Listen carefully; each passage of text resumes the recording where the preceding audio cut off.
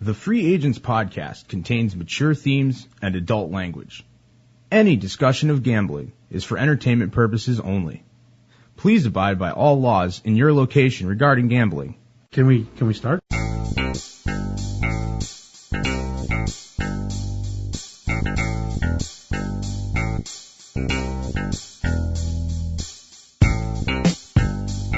This week on The Free Agents.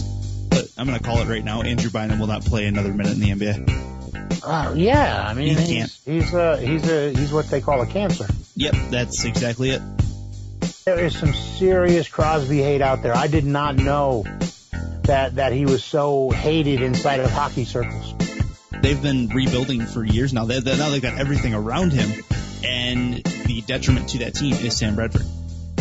In reality, in the world where you evaluate a pitcher on his, what have you done for me lately? Yeah. Verlander doesn't look like an ace, and Scherzer does.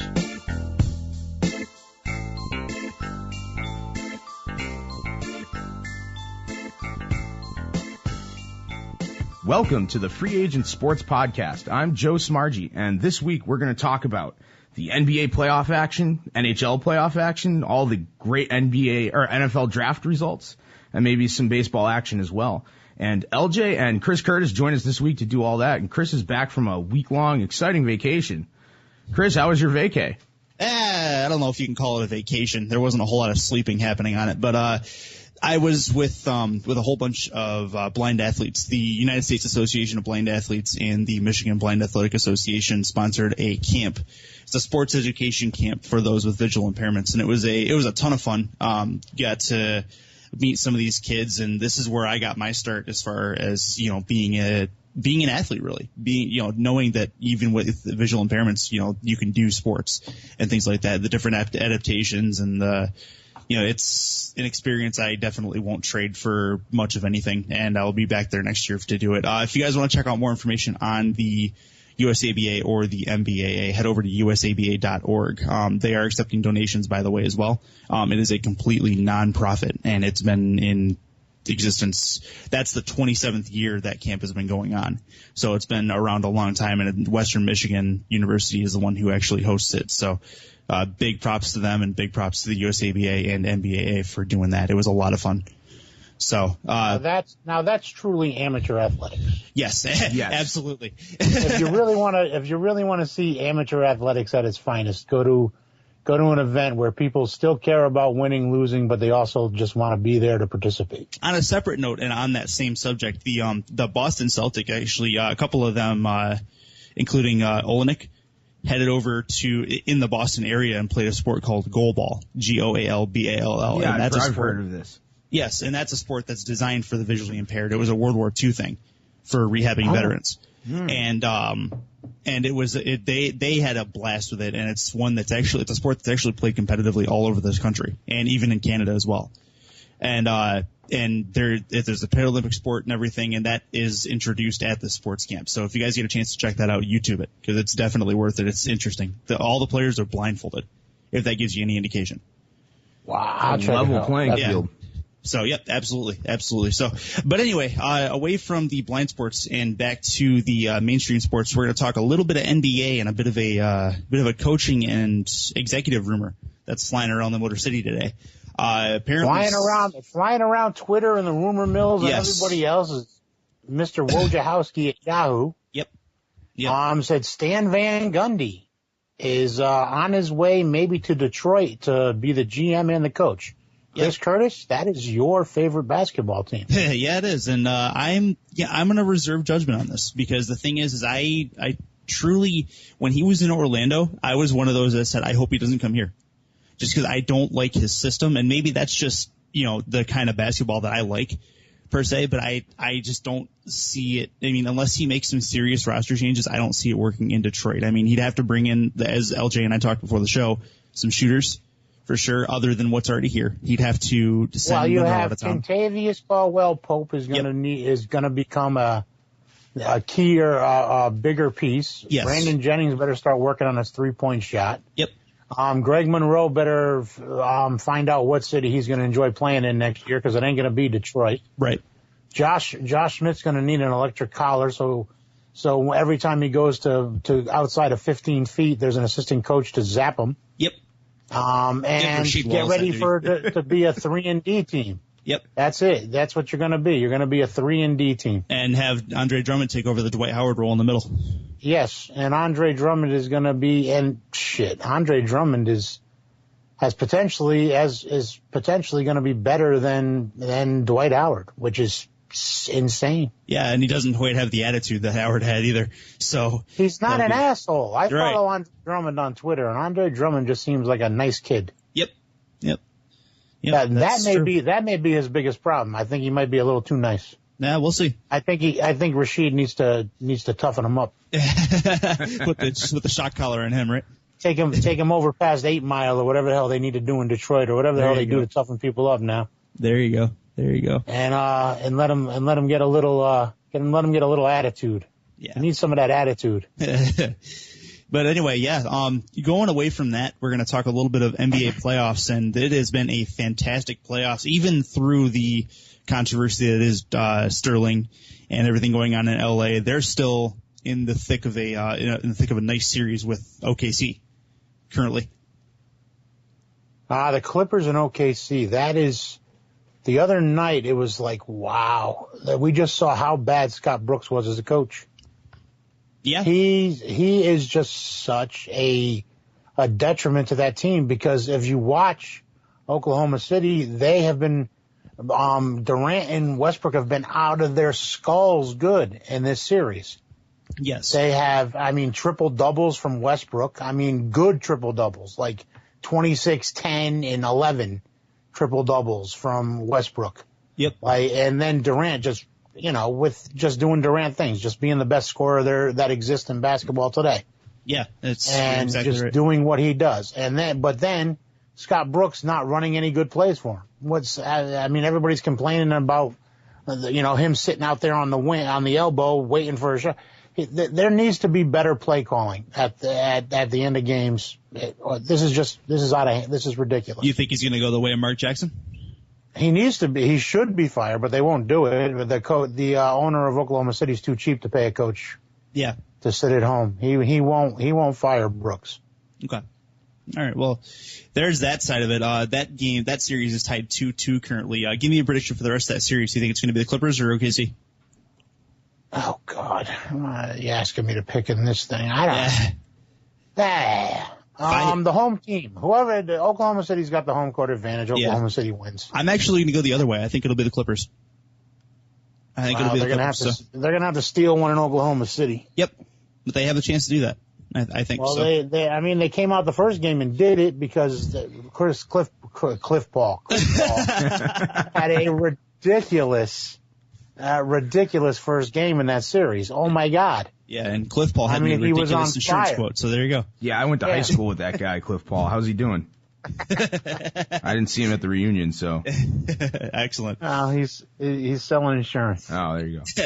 We'll go to the other side of the Western Conference bracket and talk about the Spurs and the Trailblazers. We can talk about Portland as a team of the future, because that's what they are, the future. Yeah. They're not going to be. They're not in the immediate future, because San Antonio is going to finish them off in San Antonio in the next game. That's it. Yeah. And Portland, it was a great season. I enjoyed so many of your great moments, but you'll be back next year. Yeah. And you'll be better, and you'll be better for it.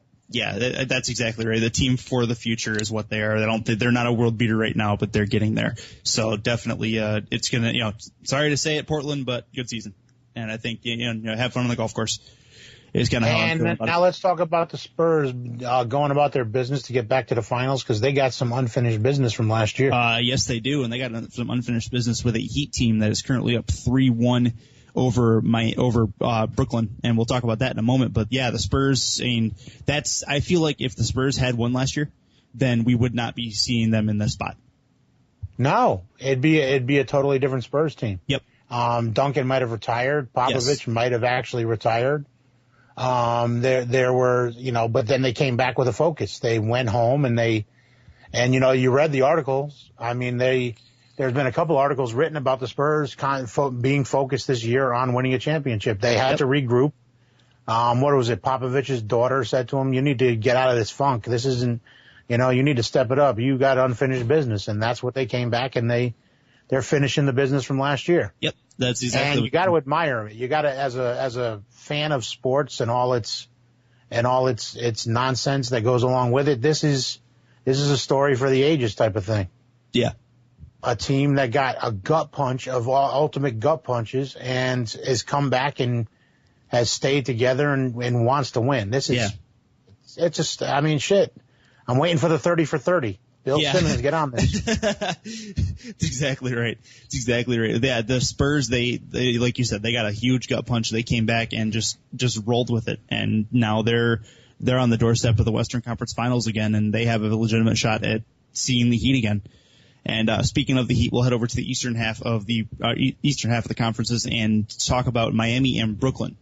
And all right, Miami and Brooklyn last night. LeBron James had a ridiculous night. Yes. A ridiculous night. I mean, he went out there and he took Paul Pierce because Paul Pierce said, "I want to cover LeBron James," and LeBron James said, "Okay, you can cover me." Yeah. and then proceeded to show that Paul Pierce can no longer cover LeBron James. He owned him in every sense of the word. Yep. And was really, I mean, just dunking. I mean, doing everything he needed to do. Points in the paint, 11 for 12 in the paint. Yep. He was ridiculous last night. After the game, Paul Pierce was was so mad about it. There's rumor has it that Pierce punched LeBron James after the game. It's on some media site today that there's a rumor that there's video of this too, that someone has video of the whole thing. But it's Pierce punches LeBron, and then LeBron gets so heated, pissed off, it takes 10 guys to hold LeBron back. That's supposedly what happened. Yeah, we'll hear more about that, definitely in the next coming days, especially leading up to the next game, but they're to the possibly final game of Brooklyn's season. But Brooklyn's they took the air out of Brooklyn last night. Yeah. When Chris Bosh hit that three on that LeBron James, when they double teamed him and LeBron kicked it out for the three, and Bosh just drained it and walked back and was like, "What? Oh yeah." And then Spoelstra gave this look. They went to Spoelstra. Spoelstra gave this, "Yeah, that's right. This is my motherfucking team." Look. And that's it. That was the dagger. That three-pointer was the dagger last night. It was beautiful. And before we go to the next game, before we go to the next series, I mean, I want to talk a little bit about Erik Spoelstra, because this is a guy who has really risen up from the ashes to take this team to the next level.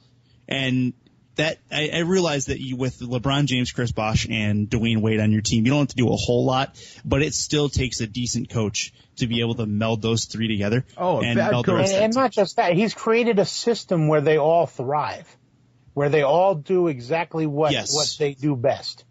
Yep. He has turned Chris Bosh Chris Bosh on defense. You can watch Chris Bosh on defense now. He's a better defender than he's ever been. Right. Better defender than he's ever been. You watch him and you're just like, that's filthy. What were you going to say? And when you watch did you know, ladies and gentlemen, you watch a TNT game, you can go online and they have cameras on individual players. You can literally watch an individual player as they're playing on the court.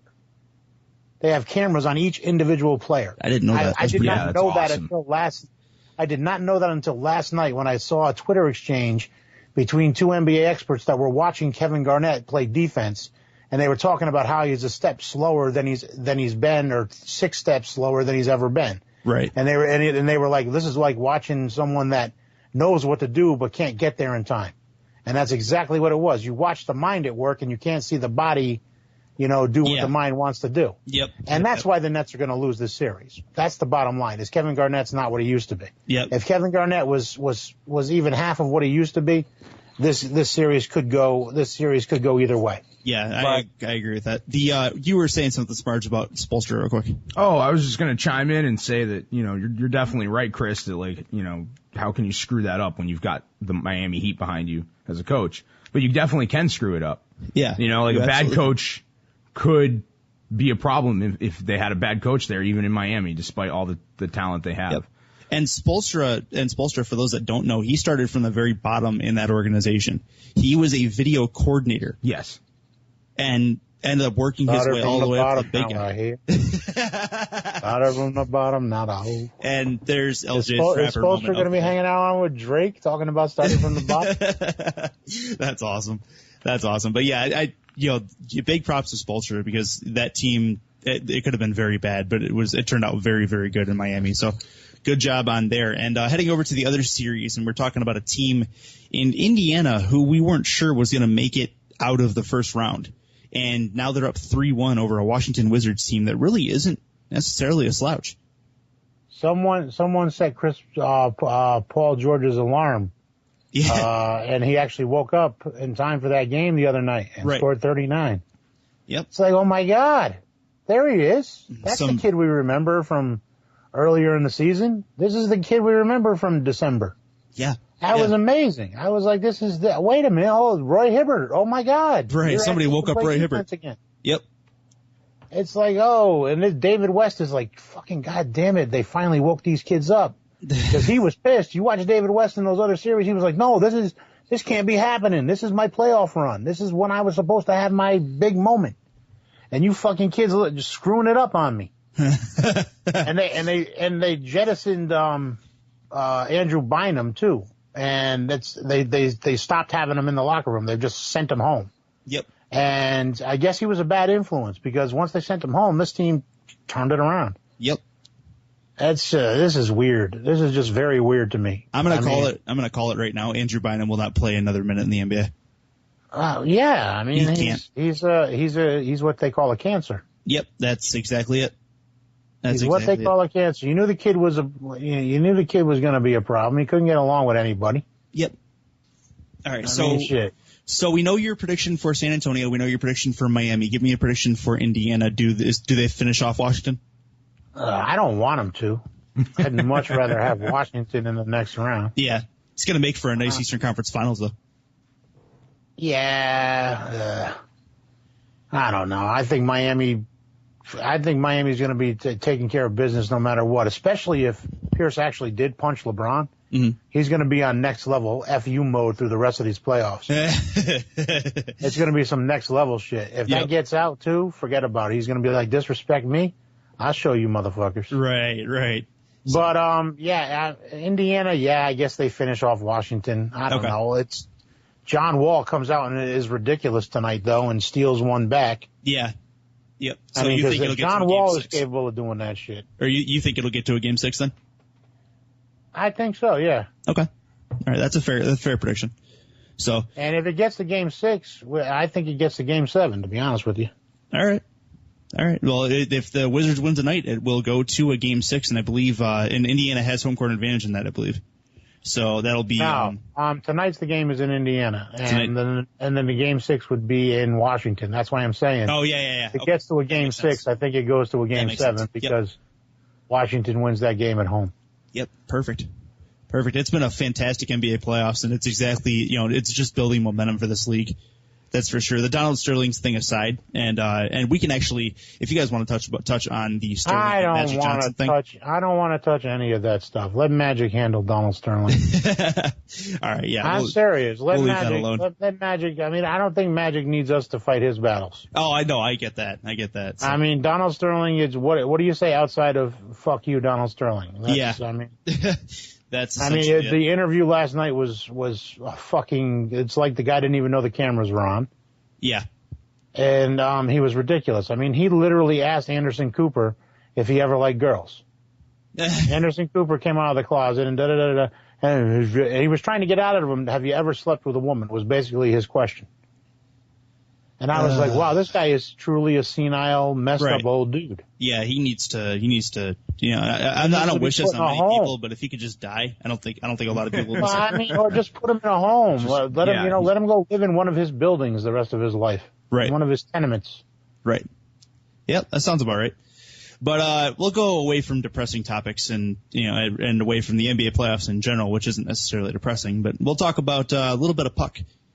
Yeah, sports on ice. I mean, the bipolar playoffs, where one time a team looks great, and then the anxiety playoffs. Because when you watch playoff hockey, you're full of anxiety. That's what I feel every time I watch a Bruins game now, because I've all of a sudden adopted them as a rooting interest. Right. And all you feel is anxiety through the whole thing. Yep.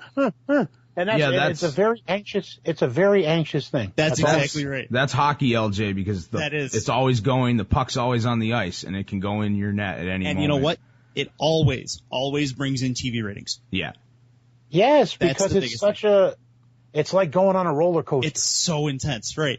Yes, it's like going on a friggin' roller coaster, and it's awesome. At the end of it, you're like, that was fucking great. Yeah, we started out west with the NBA. We'll start out east with the NHL this time and talk about the 2 Game 7s that are scheduled to happen now. We have Boston and Montreal, which has been absolutely the epitome of back and forth. Rask has played well in net. So has Carey Price, with the exception of maybe Game 2. Carey Price's, it was kind of lackluster in that game, but it's been a great series to watch, and it culminates. That game is Wednesday. That's tomorrow night, and that one is I'll be definitely watching that one in the middle of class and everything. So that's for sure.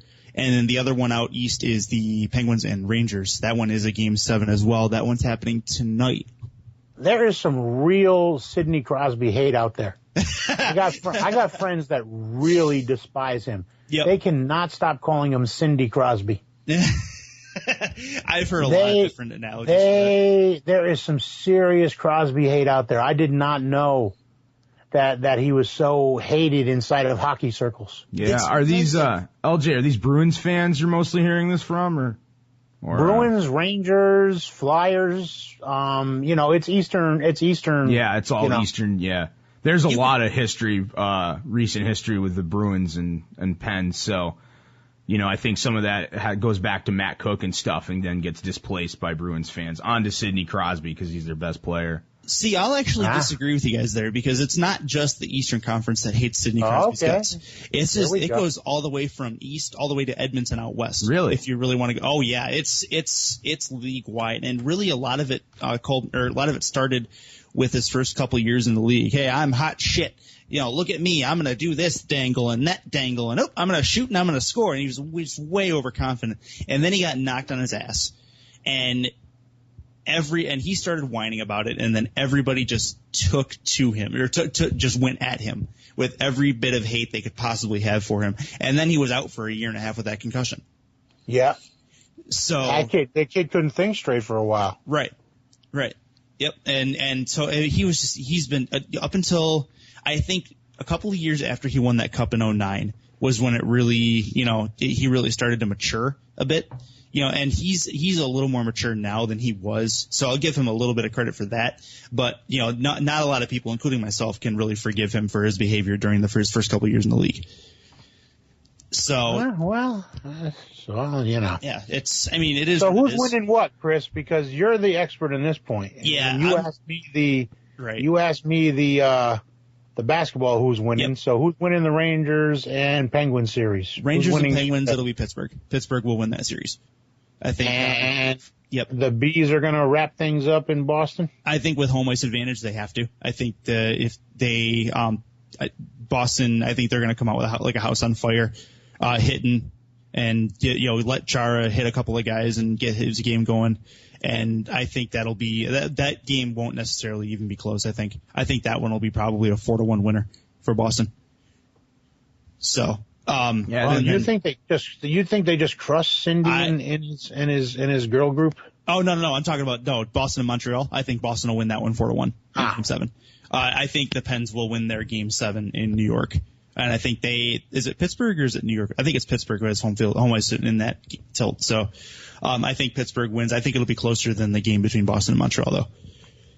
So, and then we head out west. Yes. Where we have the Wild and the Blackhawks. Yes, Wild and the Blackhawks. The Wild, they've looked severely overmatched in this series, but still have managed to scrounge 2 games from Chicago, and that's good to see. They did lose Game 5. By a score, I believe that was 3-2, and it's going to be another house on fire moment for Minnesota and Chicago. Game 6 coming up is in Minnesota, so I think if they have to win to get it back to Chicago for a Game 7.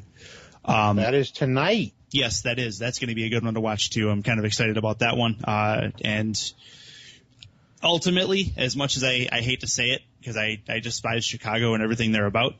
But I really think Chicago is going to take this game, and they'll wrap up the series. So, and the other... How come the Mighty Ducks are doing up like out the, they're beating up on the Kings out there? The Mighty Ducks thing, they had the 1 seed in the West. So that doesn't necessarily surprise me. They've played well all year long, and the Kings barely escaped that Sharks series where they were down 3-0 at one point. So that was an embarrassment. That was nuts. If you're the Sharks or if you were Tampa Bay in this playoffs, I would be embarrassed. I don't know how Tampa Bay even, they even got it. Like, you could have taken any team, from the bottom of this. A lot of issue with the Lightning was the fact that Ben Bishop was out the entire series, which is their starting goalie. That is true. And it was injuries the entire way that, really, really, pretty much decapitated them from the start. So I won't give too much heat to Tampa. I'll see what they can do next year before I really, jump on their throats. But Montreal was clearly the better team in that series based on the injuries. I think it would have been closer if they had their starting goalie and really just, it would have been a lot closer, I feel like.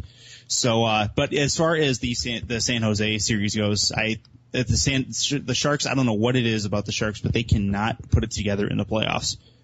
I don't understand it. I mean, they win a couple of series, and I think they've gotten as far as the West Finals, but then just flopped. So, and I don't know if that's a coaching thing. I don't know if they need to, go the way of Flip Saunders and, get rid of him just based on the fact that he can't get him to the next step, which I really resent my Pistons for. But yeah, that's how I feel about it. I think the going into Game 6 is, I believe that is tonight? No, tomorrow night. Tomorrow night, I think the Ducks will wind up finishing that series. The Ducks close out the Kings, and the Blackhawks close out the... Yep. So then that leads to the two best teams in the West meeting each other, right? Yep. I believe, I think so, because I think Chicago took the 2 seed. That would make sense. So yeah, it'd be Chicago and Anaheim, and Anaheim will have the home ice advantage. That's going to be a good series to watch too. Whole bunch of good series all the way to the end for hockey, and this has been a fantastic playoffs. I've been in, like I said, I'm an angst-ridden, rediscovering hockey fan. I've been gripped to these Bruins and Montreal games, and I've been watching some of them on Canadian feeds because, of course, I get a lot of this stuff off the internet. Right. It's been really interesting to me to see how different. There's some differences in how in Montreal they cover games and some of the angles and stuff they show. Yeah. You'll notice, like, when a fight breaks out, especially, they will get the camera off the fight as fast as they can. And if you watch that game on U.S. TV, they will show a lot more of that fight, especially if it's a Montreal player getting beat up. You got to realize that's all in Canada. They're all pacifists. Yeah. So yeah, they're all pacifists. They don't want anything to do with any kind of fighting or anything like that. So they keep away from that. One thing for the listeners and for you guys as well, if you are not aware, there is an app out there on your Android market and also or the Play Store and also the App Store for Apple is NBC Sports Live Extra, and all of these NHL games that they show on any one of the NBC networks, and also some of the Canadian games as well. They'll bring in the feed from CBC. Will be shown on that app. All you have to do is sign in with your cable subscriber or your satellite subscribers, your email through them, the thing you'd use to pay for your bill online, and you can get live games on your phone wherever you are, phone, tablet. You can get them on your computer. It's definitely a worthwhile thing. I've been watching the NHL playoffs on my Note 3. These entire playoffs, so it's been really interesting to watch and a lot of fun. The app works great, so and there's no even on 4G, so it's not even, you don't have to be on Wi-Fi or anything like that. So definitely do it if you get the chance, if you're planning on checking out hockey tonight and the rest of the season. And this segment has been brought to you by Sprint, AT&T, Verizon, Samsung, T-Mobile, and Google, and NBC. Don't forget that. And NBC. Yes, absolutely. So definitely check it out. You're right. So we're going to switch gears, though, and go from puck to pigskin and talk a little bit of NFL draft. Yeah, we had a draft. I love a draft, Yes. Damn it. I love a draft. I like a post-draft. Yeah. I like the analysis because watching the draft, you want to just bang your head against the wall. That was one of the most awkward things you could watch was Mel Kiper and Gruden. You could see the contempt that Kiper had for Gruden every time he talked about Manziel. Yep. There was just this contempt you saw. Like, just shut up, you fucking moron. Yeah, no, I completely agree with that. And that's something we'll touch on right away is Manziel. Do you think second round is where he probably should have gone? No, Johnny Manziel went exactly where I thought he was going to go. End of the first round. Okay. That's exactly where I thought someone would grab him. Someone was either going to see that he was still there and jump up and get him, or one of those teams in the later round was going to take a shot at him. That's exactly where I thought he was going to go. Okay. And, yeah, I don't think we were going to be able to get out of this draft without talking a little bit of Manziel, which is unfortunate. But well, I mean, if the rumors are true and Josh Gordon is actually going to be suspended, then Johnny Manziel is going to be without a weapon, and he's not going to be able to do much. The only player that he's going to be able to throw to is Jordan Cameron, which is their tight end. But I mean, if Jordan Cameron's their biggest weapon, he's going to get the most attention, and well. And there you go. Yeah, and he's going to have no one to throw to. And the problem at A&M, he had Amaro and Evans and everybody else to throw to. And when he's going to have a few weapons, he's not going to be effective. I'm sorry. You kind of feel like the kid's going to be stuck in a bad situation if Gordon gets suspended. Yeah, no, I agree with that. The issue with my draft analysis of Cleveland is that they did not help him out at all. They got Manziel and then basically went defense the entire rest of the draft. Well, they needed the defense. They thought, I guess they should have gone and got a wide receiver if they knew Gordon was going to be suspended. But I'm starting to think that Rosenhaus and the Browns know that he's not going to be suspended. You heard Drew Rosenhaus say, no, this is not true. And Cleveland's front office knew about this going into the draft, and they didn't do anything to change it. So I'm starting to think that maybe this is ESPN got their story wrong. Yeah, we'll see. I'll wait for a word from Dictator Goodell. And yeah, did he get booed? Didn't he though? That was actually fun to watch. It would have been funny if Clowney came out and picked him up and pretended to pile drive him. After the first pick, it would have been like, Commish, let's do something funny. It'll help your reputation. Right. Yeah, I'll come out and I'll pick you up and like I'm going to pretend to drop you on your head. Right.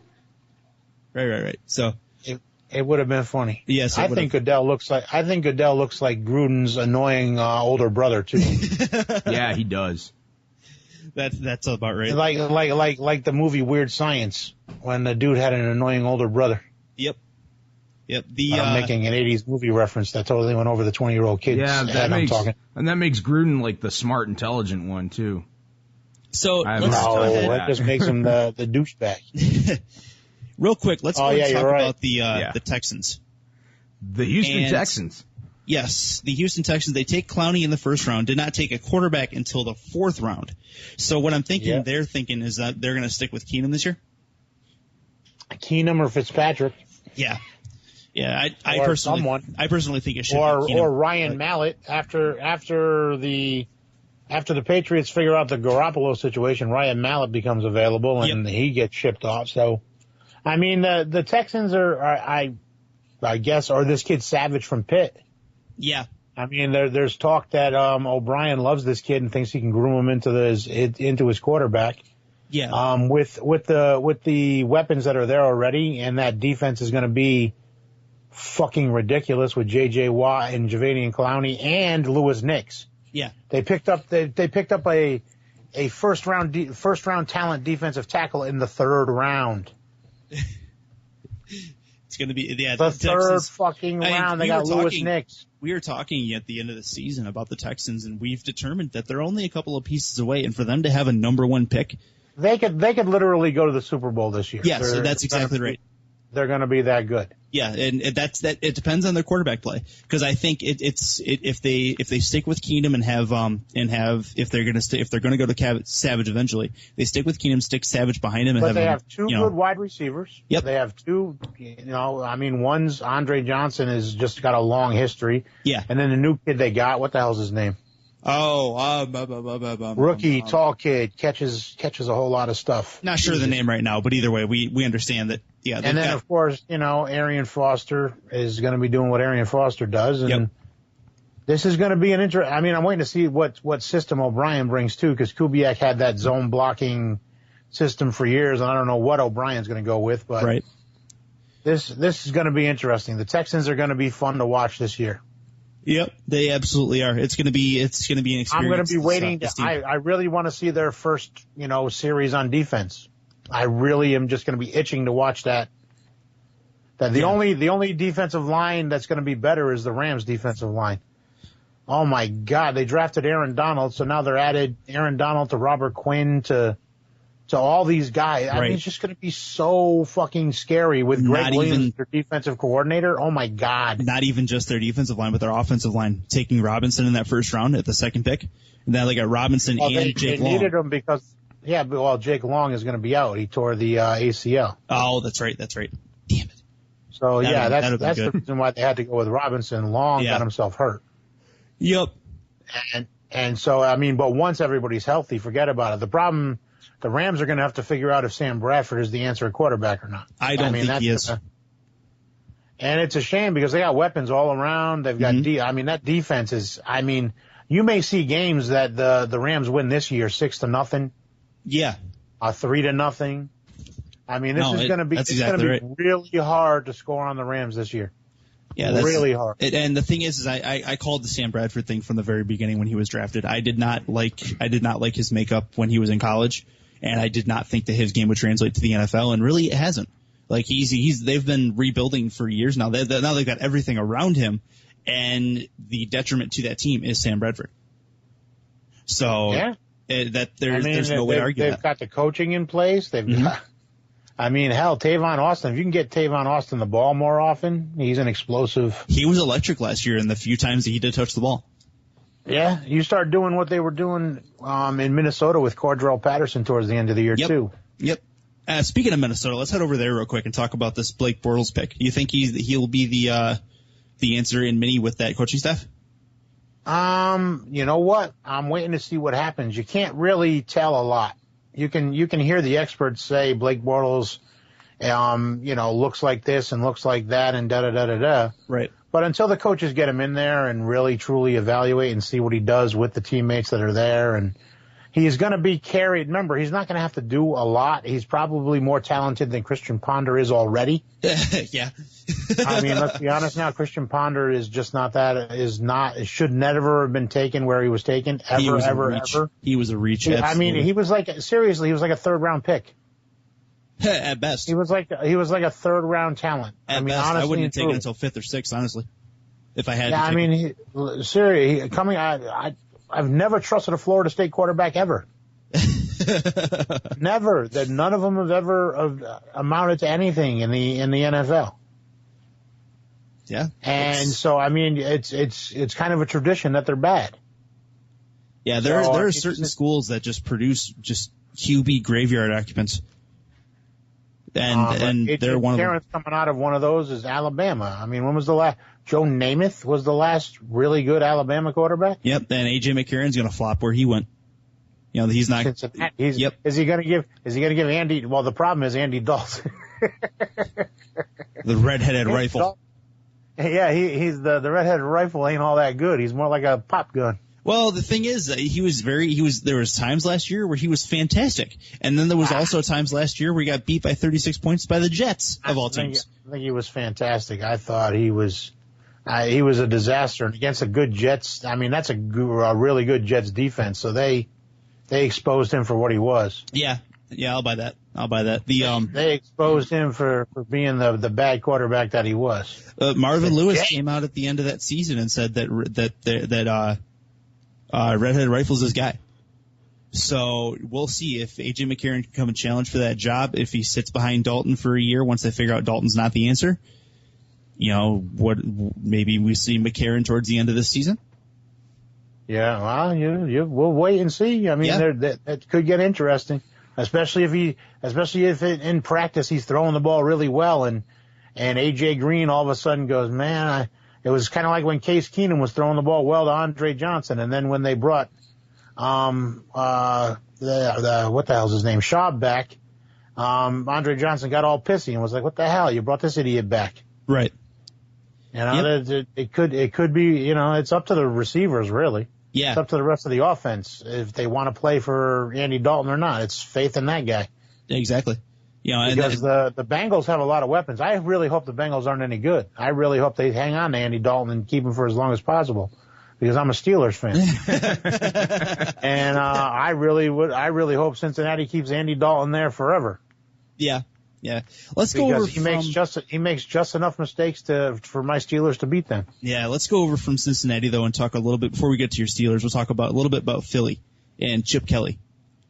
And he likes from what you could observe from Chip Kelly's draft. Yeah. And I didn't observe this. It was written by Robert Mays at Grantland. Yes. He likes guys that have long arms. He has and tall.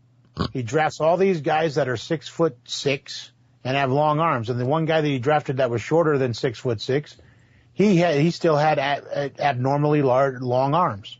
He's obsessed with long arms. Mm-hmm. But I mean, he needs a guy that can reach up and catch passes, I guess. Who's that kid at Oregon that is going to be coming out here soon?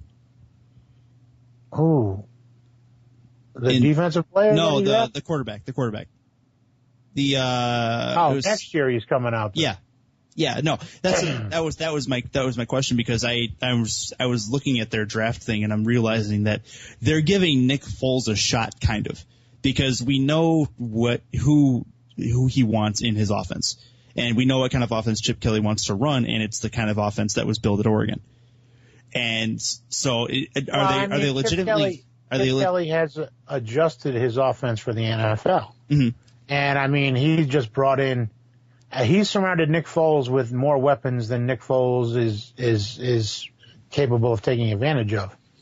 I mean, he's added Darren Sproles to LaShawn McCoy, mm-hmm. and he's got Macklin and Riley, and then he's got the kid tight end there. Yeah. Two good tight ends. Yeah. I mean, that's just gonna be ridiculous this year. It's gonna if it meshes, forget about it. If they go into training camp and people stay healthy, that's a Philadelphia team that would be capable of winning a Super Bowl. And that's just it. Do you think that with that Oregon kid coming out next year, do you think that Chip Kelly is legitimately giving Foles a shot to basically prove him wrong, or is he just basically passing time until the Oregon kid comes out? No, why would he? Nick Foles is a guy that showed that he could throw the ball. You weren't convinced last year when he was throwing for 300-400 yards? I was convinced, but I wasn't entirely sure I wasn't entirely sure that Kelly was. That was my thing on it. I wanted to see this Foles kid get a shot, and with a full year. He got a shot, and he did it. Mm-hmm. I mean, if the kid can stay healthy and stay on the field, he looks like he could be a legitimate quarterback in that system. Yeah, that's right, and that we'll have to see. I mean, that I want to see a full year into this kid's belt. I think he does have the makeup to run this Philly offense. And it's going to be nice. The kid's going to go. He's going to go through training camp. He's going to go through. He was the guy through the whole off season. Yep. There was no controversy. There was no Michael Vick is now a Jet. Yeah. So he's not even in the same yard anymore. He doesn't have to worry about anything. So Nick Foles can come in with confidence and do his job. So right. I mean, you're going to see again the East in the NFC is wide open, and Chip Kelly's positioned himself to be the team to beat. Yep. The Eagles. He's positioned the Eagles to be the team to beat. We'll go away from the NFC East and talk a little bit of AFC North and talk about your Steelers. Give me your draft. Basically your draft grade of. They get an A.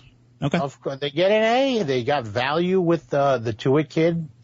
At defensive tackle, he's actually going to be the defensive end in their 3-4 scheme.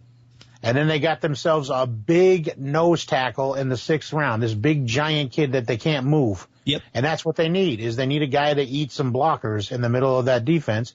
And everybody said, if this draft had happened, if this kid had been in the draft 10 years ago, he'd have gone in the 2nd round. Yeah. But because the Steelers are still playing a defensive style that this kid would help them benefit. It helps the Steelers specifically So basically, they got huge value everywhere they got. And their first round pick, the linebacker, is a fast kid that Dick LeBeau is just it's basically, they got a younger version of Troy Polamalu.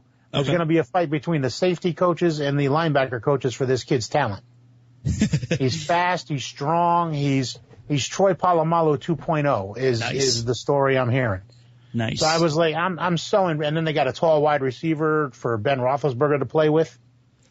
They hit on things they needed. They got a really fast kid, a kid that ran the 40 in 4.2 something. Mm-hmm. Yep. And can return kicks and he's going to be a slot receiver. I mean, they got everything they needed. I was happy up and down the draft. Of course, they could get into camp and not mesh, but from everything I've read and everything I've seen, this was a good draft by my Steelers. Good stuff. Let's talk a little bit of, let's talk a little bit of Patriots with Smargy. We'll bring him back in. Smargy, yep. What's up with Garoppolo? Well, I think, I know you were talking, LJ, about them getting rid of Mallett at some point. I think this year they'll probably carry 3 quarterbacks. I think Garoppolo, they're going to assess as possibly being the guy of the future, and Mallett is your backup. And that's kind of how I see that playing out for the Pats with their pick, Garoppolo there. So the Patriots are basically planning on Tom Brady sending him to a retirement home one day. Well, they'll have to at some point. He won't play forever, you know. Eventually he's going to drop off. Much to Smargy's chagrin. Yeah. But he's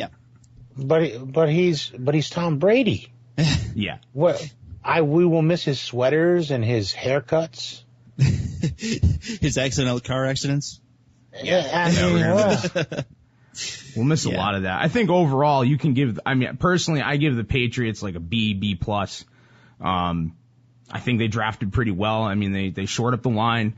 They took their first round pick was a defensive lineman, even though they did keep Vince Wilfork. He is sticking around. But the kid's not going to play, they said, because he had the ACL. Yeah. So that's a pick that they're looking to the future because Vince is, they re-signed him, but he is older and, he's also starting to decline a bit. Right.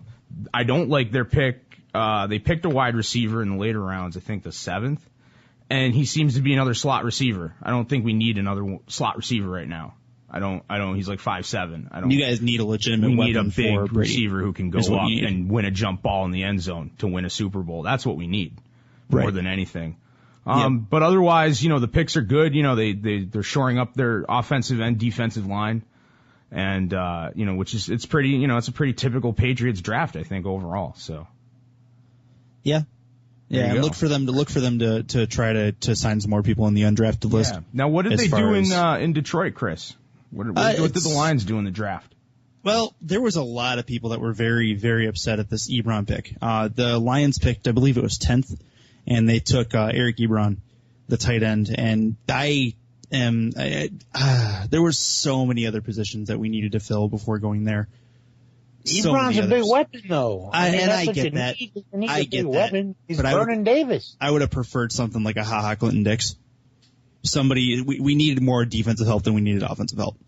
Is kind of how I feel about it. And don't get me wrong, Ebron will help. Denard was available. What's the that? Kid from Michigan State was available. And that's what I'm saying. That's true too. I mean, Denard would have been the pick, really. I mean, if you needed, I wouldn't have taken Dix before Denard. Well, I mean, you got 3 solid options other than Ebron. You got Clinton Dix, you got Odell Beckham, and then you have Denard. Or you could have gone Brandon Cooks from Oregon. That kid. Yep. That kid's going to be ridiculous in the NFL. Yeah, and if you put that kid opposite Calvin Johnson. Yeah, that's true. Oh my God, was Matt Stafford's rifle of an arm? Because Stafford can do one thing really well. It's throw the ball far. That's definitely what he can do. And you want to stop Calvin Johnson from being double teamed. I think Ebron is one of those things that will help. Because you can't slide a safety over if you got Ebron running down the middle of the field. No. Well, I think, and you're right, I think the Ebron pick is he's more of a wide receiver than a tight end. And Jim Caldwell, I think, is going to be running a 2 tight end set this season with either Pettigrew and Fourier on one side and Ebron on the other. But I really think there were other things that needed to be addressed before that gets addressed, especially with now we're paying 3 tight end salaries. And we really, well, you're not going to pay 3. The Fourier is probably going to be out of a job. I hope not, because the only thing he doesn't do well is block, and that's because he's too damn tall. Well, you don't need him to. You don't need Fourier. Fourier is less of a player. I mean, you're going to go with the young kid. The young kid's going to do more than what Fourier can. Well, and that's just the young kid's going to be able to catch the ball in the end zone. The young kid. I mean, you have another guy who's tall and fast, and he's very similar to. I mean, he's going to be able to go for jump balls. You can do the jump ball to both sides of the end zone now. Of those three, you could do the jump ball to Calvin. You could do the jump ball to Ebron if you wanted to. Of those three, so you're gonna. I mean, I'm sounding optimistic here, but I kind of like the Ebron kid. I was impressed. I mean, if the kid can, get a little discipline in the NFL. I mean, I guess he runs some undisciplined routes, but he's got talent out the wazoo. Mm-hmm. And this is a guy you want to put out there to take some pressure off of Calvin Johnson, who was triple teamed last year. The ball downfield, and he's going to have to reach up and do it. Eventually, you're going to get sick of that. You're going to need. It's like when Michael Jordan was the only guy on the court. Oh no, I get it. You need someone else to help him. I get it. And entirely. I mean, if you were going to draft, I wouldn't have gone defense. It was an interesting thing, I understand, but I would have gone someone to help right away. I would have gone Odell Beckham, Cooks, or Ebron. I mean, that's where I would have gone. Okay. If I had been a Detroit person. Yeah, I think ultimately of those three tight ends that we have on the roster, though, of those three, I think I would rather get rid of Pettigrew than Fourier, because Pettigrew, I mean, he's shown he's got butterfingers. He always has had butterfingers. Yeah, but I mean, if you're not throwing to him and are you counting on him to be a blocker? Or are you going to go to a different set? I mean, does Caldwell always had Dallas Clark and other? I mean, when he was in Indianapolis, he didn't have traditional tight ends ever.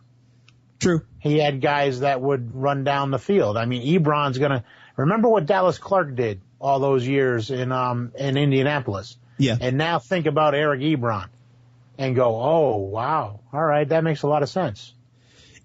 Yeah. It makes sense from a Caldwell perspective. You do remember Dallas Clark was, the all-pro. Mm-hmm. In that, Peyton Manning was getting the ball, but I mean, Caldwell was the guy that was setting up the offense. He would sit down with Peyton and be like, Peyton, this is what I think we should do. And getting the ball to Dallas Clark was an important piece of that offense. Yeah. And they really do. I really wish they had another early. Did they get any other receivers in this draft? Yes, they picked T.J. Jones from Notre Dame in the 6th round was the other wide receiver they picked in the draft. Yeah. So, because one more, I mean, because then that Lions team with Reggie Bush. Yeah. The Lions team you think, okay, this could be amazing.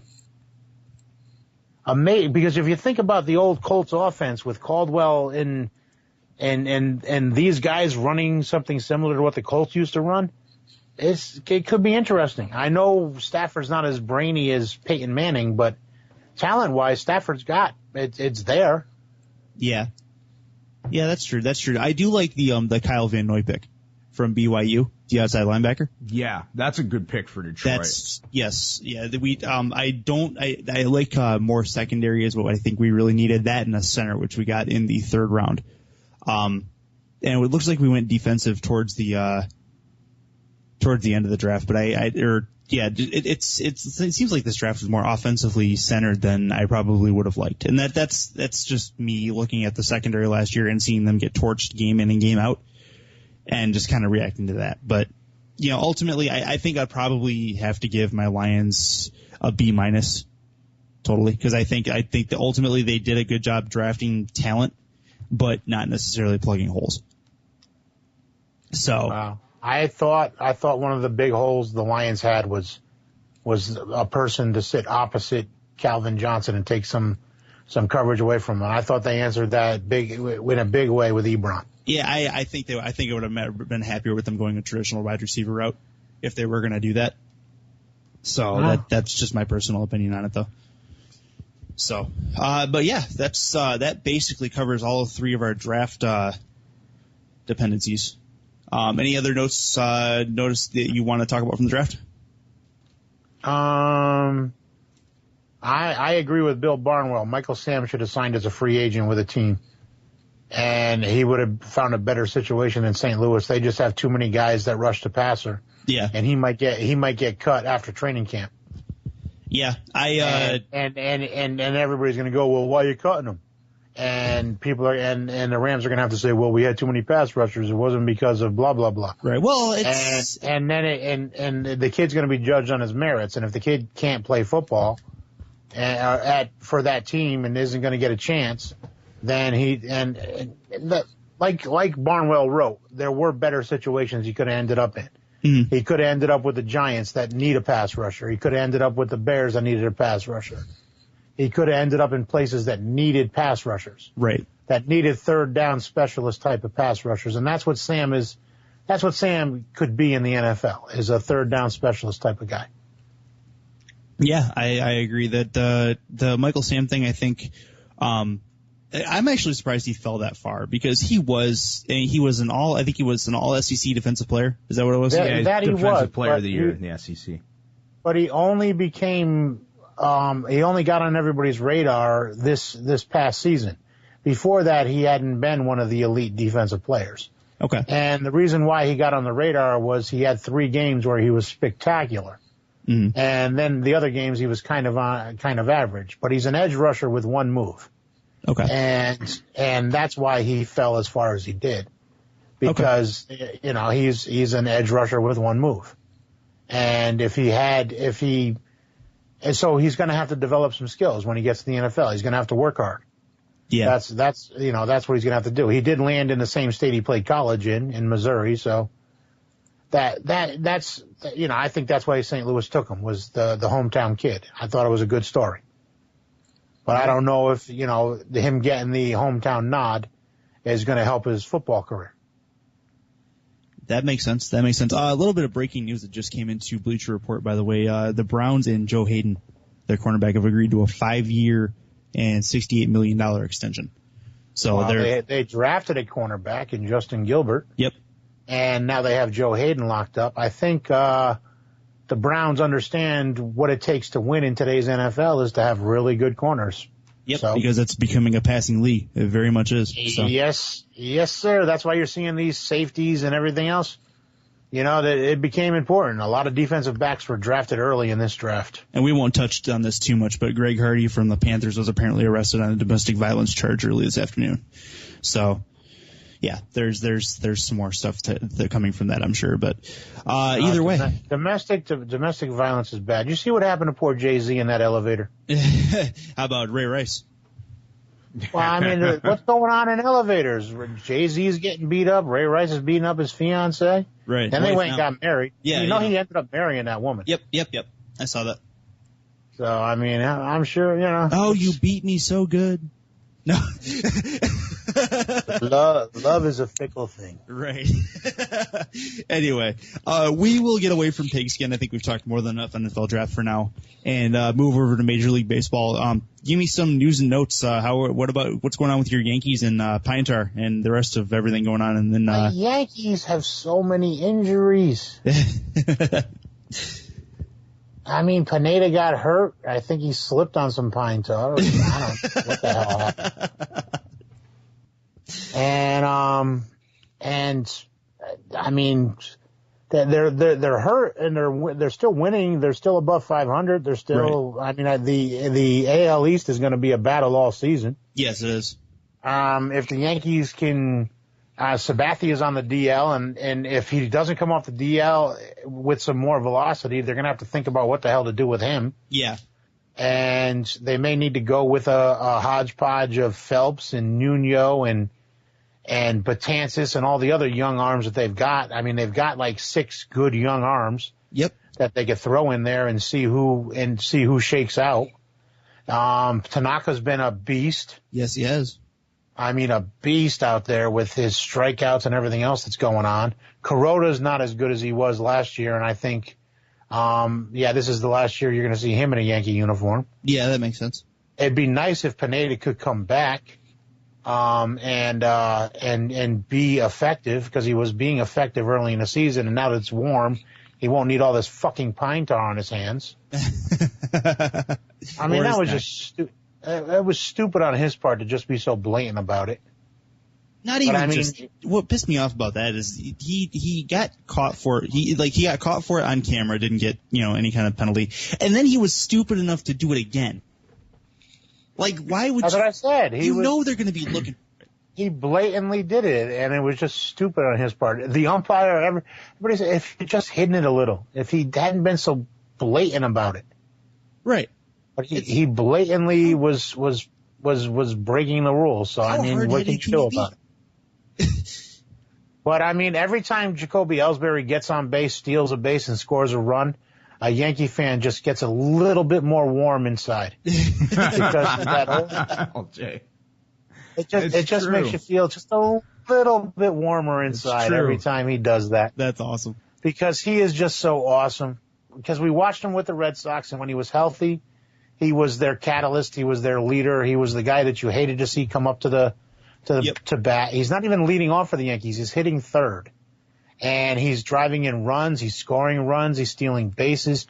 He made 2 outstanding catches the other night. Mm-hmm. And just really good catches in the outfield. He's doing everything the Yankees signed him to do. Yeah. Yeah, that sounds about right. It's been a lot of fun to watch him. Brian McCann can't hit the ball. Right. And Brian McCann even said that Brian McCann can't hit the ball. He said he's very disappointed in his performance, and he gave a very candid evaluation of his season so far. And he goes, it's a results-oriented game, and I haven't given you any results. Well, and especially in that bandbox that is Yankee Stadium, you expect a little more production out of him for sure. We're expecting Carlos Beltran to break out anytime soon, too. Right. Right. I mean, if those two guys, that's the problem, is Soriano and Ichiro have been carrying. Yeah. The weight. Those are the two guys that the Yankees already had. If they hadn't signed, they could have not signed McCann and could have not signed Beltran and, probably been in the same boat they're in right now. Yep. And on a brighter note, Mark Teixeira's back off the DL hitting home runs. Yeah, that's a big lift for the Yankees because if they can get any kind of production out of him. And playing outstanding defense like he does and making the infield better. Yes. And Solarte is driving in runs like Manny Ramirez used to drive in runs. Who? Before or after the needle? After the needle. That's why you have to wonder. Solarte is probably going to be suspended one day for steroid abuse. We'll see. You never know in this game. You really don't. What about the Red Sox over there and the other team in the AL East we're going to talk about? Well, the Red Sox are okay. Smart. No, go ahead. You go first, LJ. I like to hear the Yankees fan perspective on the Red Sox. Go ahead, and then I'll go. The Red Sox are going to hang around, and once they start figuring stuff out and they get their pitching right, and if Xander Bogaerts starts hitting, if they can get some of the young kids to be more consistent towards the end of the season, the Red Sox are going to be a contender. But as of right now, they're getting less production than they expected from some of the young kids. That's my evaluation. Yeah, and they've been having some defensive foibles along that line with the younger players, but they're starting to get that straightened out. And it's so early in the season, but I don't think any reasonable Red Sox fan could go into this year expecting them to repeat. It just doesn't happen. And I've read there was an article, I forgot who the author was, but it was in the Boston Sports Writers wrote an article suggesting that this is really sort of the bridge year that Theo had been talking about many years ago. And we'd be wise to sort of look at this year as kind of a bridge in some ways. Okay. So that makes sense. Yeah, that's where my expectations are. Xander Bogaerts and Jackie Bradley Jr. and Will Middlebrooks, and then you guys have this a other ton kid. of talent. And then they got a couple of kids at AAA that are almost ready to make the next move. Yep. I'm just scared that the Red Sox are going to be better because they've developed their young kids better than the Yankees have, and that's my worry is they've got a good army being built. Yeah. That Xander Bogaerts is talented as fuck. Yes, he is. He's a 5-tool little motherfucker. Has Jackie Bradley Jr. been finding his bat lately? I haven't really been paying attention to that. Not that I've heard. I think he's improved some from the beginning of the season, but because I know at one point he was set down to Pawtucket. We're still only 7 weeks into the season. I mean, it's only May 11th, so May 13th coming up. So, all right, I have a question. Why are we still adding the junior? Was Jackie Bradley Sr. somebody famous? I don't know. Why are we calling him Jackie Bradley Jr. all the time? Why do we add the junior? He just should be Jackie Bradley. No idea. But I just know that he's that's what it's listed as on the roster. So that's what I just go with. No, and that's what everybody calls him. And I just well, I'm sure that's why... what he, when he started playing, like, that's what he told Major League Baseball that he wants to be addressed as, and that goes out into all the media kits, so all the media sources and stuff, and so. I'm sure it's probably more a matter of personal importance. I think if you carry that junior suffix, and you want everyone to know that, then obviously I would speculate that he had a pretty good relationship with his dad and, means something to him. So, but that's speculation. Exactly. So, yeah, no idea. So, we'll move over to my Tigers front, and we'll go ahead into the rest of the notes for the MLB. Tigers have been playing very, very well. They just recently got off. I was gonna say, man, you got no complaints. No, I have no complaints. They just recently got off a 9-game winning streak, and then they lost 2 in a row, and then won last night in Baltimore. I even traded for Joe Nathan in my fantasy league, which is something because you wouldn't have done that 4 weeks ago. He was rough. Great. He's been getting me saves, and I traded. You know who I traded for him? Right after John Lester had that awesome start and got 15 strikeouts, career high. Yeah, I traded Lester for Nathan. That's probably a good call because I don't think Lester's going to repeat that performance anytime soon. To be completely honest, that's what I said. I said I got your best performance of the year. Peace. Yep. The and ultimately, you have Miggy heating up. He was kind of cold. If Miggy can get cold, he was still hitting 300, but.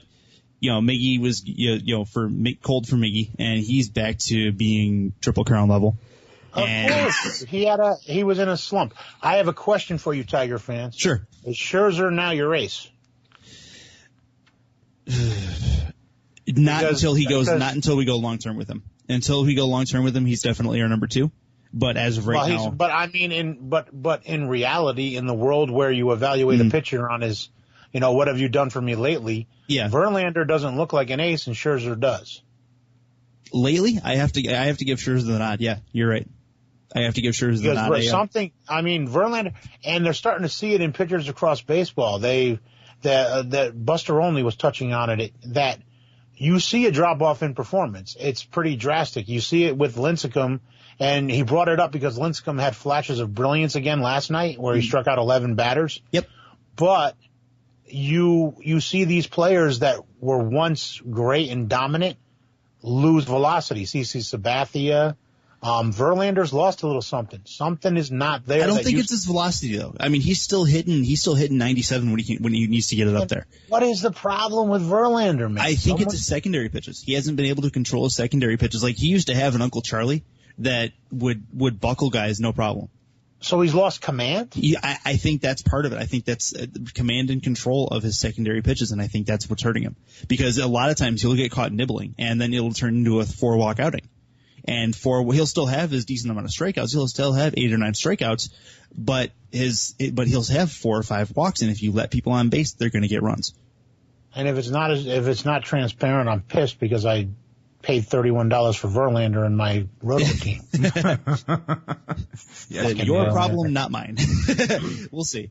I mean, don't get me wrong, he's Verlander. I think he will eventually figure it out, but he needs to get back into the cage and start working on his command of the secondary pitches, his curveball, his changeup, and he has a little bit of a slider working too. So, but his curveball is definite number 2. Scherzer's going to get paid. Oh, yeah, absolutely. Yeah, he's going to get paid. I don't think he's going to get Miguel Cabrera type money, but he's going to definitely get a good decent. The Yankees are going to pay Scherzer a lot of money. See, that's the thing though, is I think if the Yankees go and pay him, it's taking into what they usually do, and they go after aged guys. They're going to have to. They don't have anybody developing, so they're going to need to pay the money. They're going to need to pay the money, but if they want to win. If they want to win, because CC's not the answer, Kuroda's not good, right? And you can't go into net. You can't continue into the future with just Tanaka and Pineda. And Nova's become nothing. You don't even hear about him anymore. They don't have anybody behind it, so they're gonna have to spend some money. And Scherzer's the guy that's going to be available that I'd spend some money on. See, that's the thing though, is his age. I don't know if you want to pay him, what you would have paid a CC, because CC, when you guys got him, was in his late 20s. Scherzer is, I think, 32. Well, you're going to have to pay him. Yeah. You may not. I mean, you're going to, if the guy keeps delivering, you're going to have to throw him some cash. Yeah, that's true. That's true. We'll see. especially with the kind of money that Scherzer wants and that his agent wants to get him, that the Yankees might be the only option. Yeah. I mean, because the Yankees are going to need some pitching, so he's going to be able to take advantage of that. Mm-hmm. So yeah, that covers the Detroit end of things. I think they're still in Baltimore for this series. Team they've handled fairly well over the last few years. So friggin' Orioles have been on a roll though, man. The Orioles are in first place right now. Yeah, that's a team that's kind of coming out of the woodwork in that AL East that nobody really has talked about. Nelson Cruz coming off that steroid abuse has been hitting for him. Yeah. Yep. That's true. Chris Davis came off the DL, has been, he's back now. They're pitching for whatever reason has been actually delivering. Yep. What's his name? The third baseman's back, Manny Machado. Yeah. And this is an Oriole team that's sitting in first place, and heading towards the middle of May. Yeah, I think they're more of a pretender, though. I think they won't stay there. I think probably come July you'll start seeing the cream rise to the top. And that. Well, I know some of the cream has got some serious injuries, like Tampa Bay.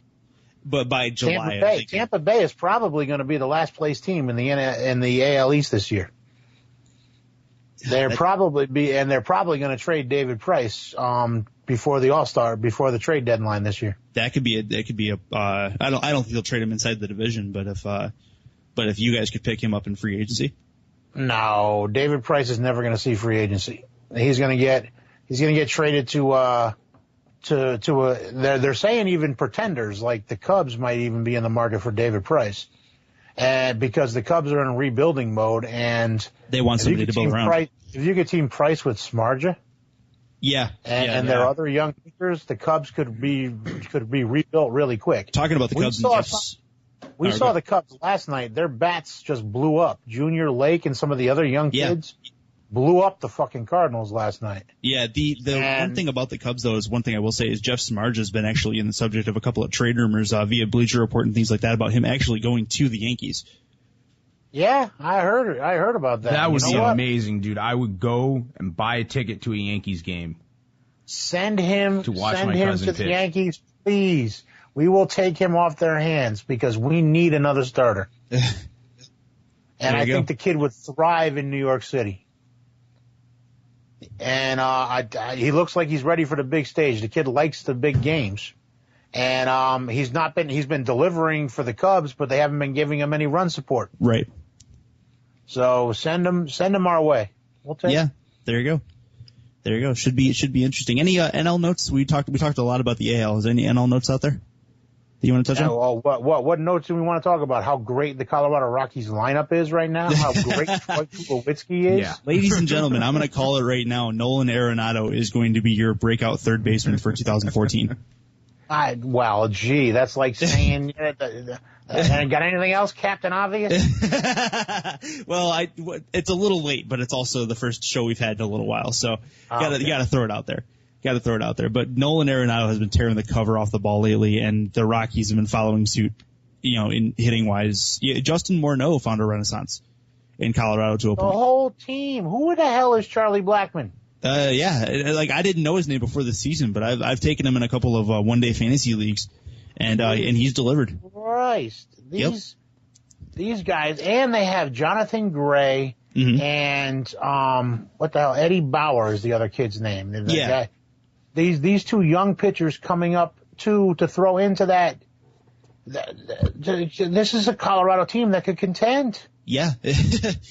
Yeah, that's true. And the Dodgers spent all this money, and they're not in first place. That's my other NL note. What the fuck, Dodgers? Speaking of the Dodgers, can't close games. They don't. All these bullpen guys, and they can't close a game. Oh, I know. And Brian Wilson has turned out to be a bit of a flub over there too. A bit. Yeah. He needs to shave his fucking beard and figure out what to do with his life. Right. Yeah. That guy may need to get a job in the real world. Let's stay on the Dodgers for just a second and talk about this bat flip thing. Just for a second. I don't know how much you want to touch on it, but basically, Madison Bumgarner gave up a homer to Yasiel Puig. Tim Hudson. Yeah, that was last night. Yeah. And basically Yasiel did the bat flip, and then the two of them started exchanging words while Puig was rounding the bases. And we know this wasn't really actually what was said, but essentially what was told to us is that basically he said, "Oh, nice job," or "thank you," or something like that in Spanish. And we all know that that's not what was said, and it got blown out of proportion way too much, I feel like, because that happens all the time. But well, I mean, Yasiel Puig is a superstar in the making. Yep. And the kid has got personality, and baseball needs to embrace this. And they need a bad guy. Bad guys get fans interested. Yes. And if Puig has got a great story. He came here. There's guys still looking to kill him. Yep. Because he was smuggled here and everything else that happened, and money wasn't paid, and there's demands of money and all this other crazy stuff. ESPN magazine had an article, and the LA Times had an article. Yes. And these were big, long, like, feature pieces, and they were both excellent. I read both of them. Yeah, and so this kid is, like I said, superstar in the making. Spanish-speaking populations will probably embrace him. Yep. This is a guy that he's interesting. He smokes cigarettes. He lives with his family. He drives really fast. He's embracing all that is America. He's eating way too much fast food. Yeah. And he blew himself up like a balloon over the off season. He's getting on base at an outrageous rate this season. Yep. He's hitting for power. He's like I said, getting on base, scoring runs. He's doing everything he needs to do to help the Dodgers win. So if he wants to flip a bat, so be it. Yeah, that's how I feel about it too. You're going to really give him crap about flipping a bat. What was it Tim Hudson said? Tim Hudson said the good job. The kid deserves to flip the bat if he gets the better of me. Yep. He's not showing me up.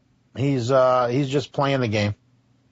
And Tim Hudson's been in baseball longer than Yasiel Puig's been alive. I don't know.